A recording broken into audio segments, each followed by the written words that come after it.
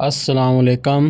مدینہ منورہ سے تلاوت قرآن کریم اردو ترجمہ کے ساتھ سورۃ الملک آیات 1 تا 14، قاری محمد جوید خان، ترجمہ بآواز عباس ایوب، یوٹیوب چینل برکات الحرمین سے پیش خدمت ہے۔ اعوذ باللہ من الشیطان الرجیم۔ میں شیطان مردود کے شر سے بچنے کے لیے اللہ تعالیٰ کی پناہ مانگتا ہوں۔ بسم اللہ الرحمن الرحیم۔ شروع کرتا ہوں اللہ تعالیٰ کے نام سے جو بڑا مہربان نہایت رحم والا ہے۔ تبارک الذی بیدہ الملک وہو علی کل شیء قدیر۔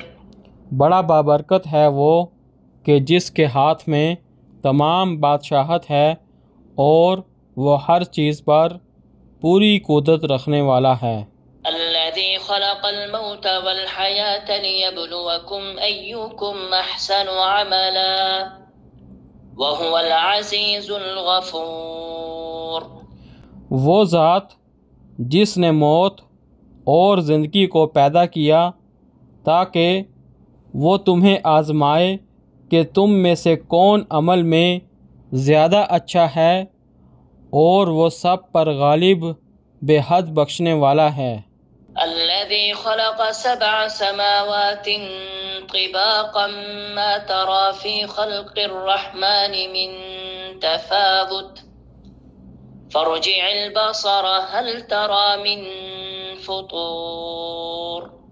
وہ ذات جس نے اوپر نیچے 7 آسمان پیدا کیے، تم رحمان کی تخلیق میں کوئی کمی پیشی نہ دیکھو گے، پھر تم نگاہ لٹاؤ، کیا تم کوئی شگاف دیکھتے ہو؟ ثم ارجع البصر كرتين ينقلب إليك البصر خاسئا وهو حسير۔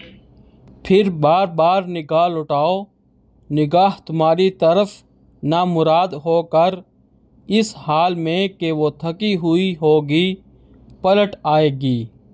وَلَقَدْ زَيَّنَّا السَّمَاءَ الدُّنْيَا بِمَصَابِيحَ وَجَعَلْنَاهَا رُجُومًا لِلشَّيَاطِينِ وَأَعْتَدْنَا لَهُمْ عَذَابَ السَّعِيرِ۔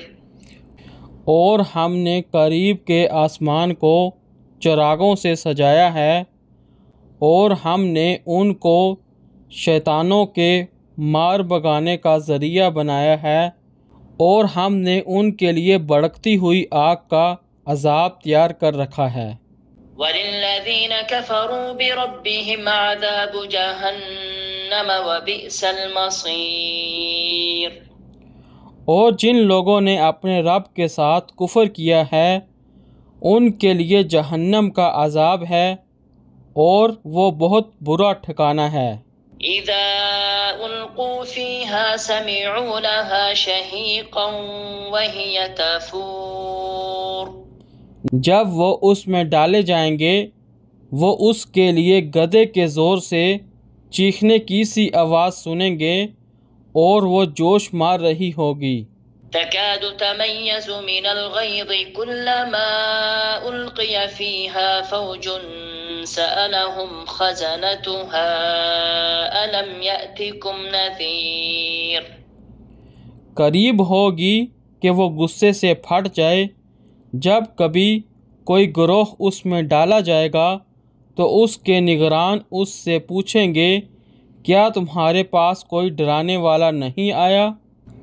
قالوا بلى قد جاءنا نذير فكذبنا وقلنا ما نزل الله من شيء إن أنتم إلا في ضلال كبير۔ وہ کہیں گے کیوں نہیں ہمارے پاس خبردار کرنے والا آیا تو ہم نے جھٹلا دیا، اور ہم نے کہا کہ اللہ تعالیٰ نے کوئی چیز نازل نہیں کی، تم ایک بڑی گمراہی میں ہو۔ وقالوا لو كنا نسمع أو نعقل ما كنا في أصحاب السعير۔ اور وہ کہیں گے اگر ہم سنتے یا سمجھتے ہوتے تو آج ہم بھڑکتی ہوئی آگ والوں میں نہ ہوتے۔ فاعترفوا بذنبهم فسحقا لأصحاب السعير۔ سو وہ اپنے گناہوں کا اعتراف کریں گے، سو دوری ہے بھڑکتی ہوئی آگ والوں کے لیے۔ ان الذين يخشون ربهم بالغيب لهم مغفرة واجر كبير۔ جو لوگ بن دیکھے اپنے رب سے ڈرتے ہیں، یقیناً ان کے لیے بخشش اور بڑا اجر ہے۔ وَأَسِرُّوا قَوْلَكُمْ أَوِ اجْهَرُوا بِهِ إِنَّهُ عَلِيمٌ بِذَاتِ الصُّدُورِ۔ اور تم اپنی بات چھپاؤ یا اس کو ظاہر کر دو، یقیناً وہ تو سینوں والی بات کو خوب جاننے والا ہے۔ أَلَا يَعْلَمُ مَنْ خَلَقَ وَهُوَ اللَّطِيفُ الْخَبِيرُ۔ کیا وہی نہیں جانتا جس نے پیدا کیا، اور وہ نہایت باریک بین خوب باخبر ہے۔ صدق اللہ العظیم۔ اللہ بلند و برتر نے سچ فرمایا۔ قرآن کریم سمجھیں، سمجھائیں اور زندگی اس کے مطابق گزاریں، اسی میں ہم سب کی کامیابی ہے۔ دوسروں کو اس کی ترغیب دیں۔ اللہ تعالیٰ سے دعا ہے کہ اللہ تعالیٰ ہمیں قرآن کریم کو سمجھ کر پڑھنے کی توفیق عطا فرمائے۔ اللہ تعالیٰ ہمیں اپنی زندگی قرآن کریم کے مطابق گزارنے کی توفیق عطا فرمائے۔ یا اللہ تمام مسلمانوں کی مدد فرما۔